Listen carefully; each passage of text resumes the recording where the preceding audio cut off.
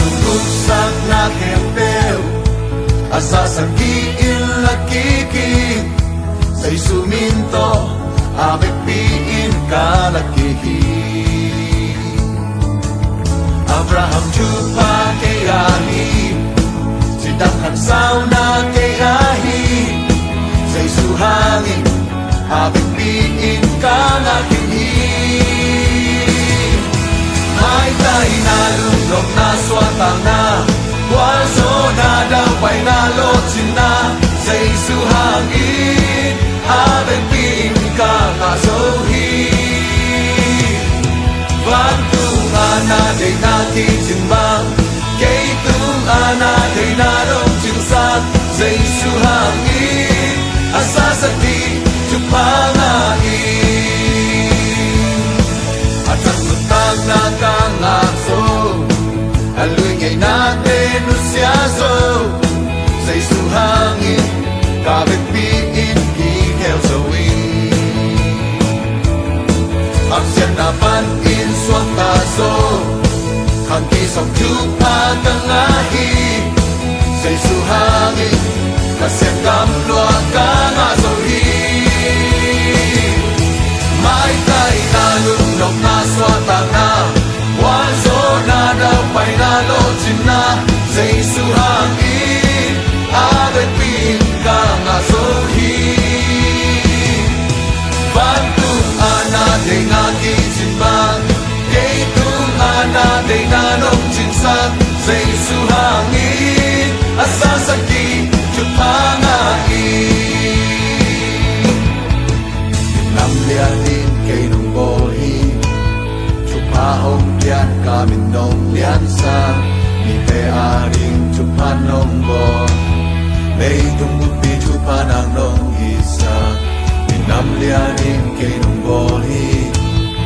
Chupahong lian kamit nung liansa Hinay aning chupanong bo Lay tunggupi chupanang nung isa Namlianin kay nung bolhi Chupahong lian kamit nung liansa Hinay aning chupanong bo Lay tunggupi chupanang nung isa Namlianin kay nung bolhi Chupahong lian kamit nung liansa Hindi ating chupanong mo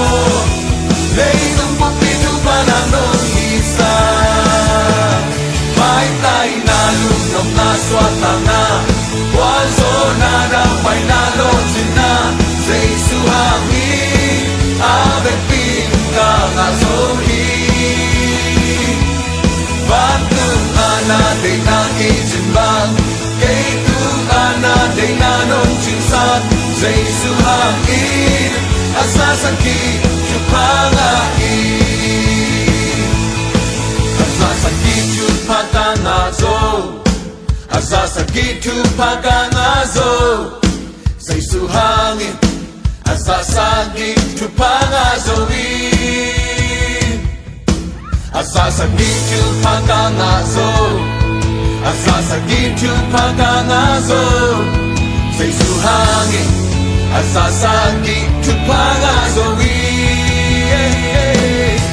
Asasaki Chupangangazo Asasaki Chupangangazo Sa isuhangin Asasaki Chupangazoin May tayo nalunok na swatang na Wanso na daw pa'y nalotsin na Sa isuhangin Abekpin kangasohi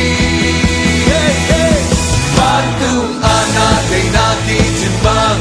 Kaitungan natin nanong jinsak Sa isuhangin Asasaki Chupangain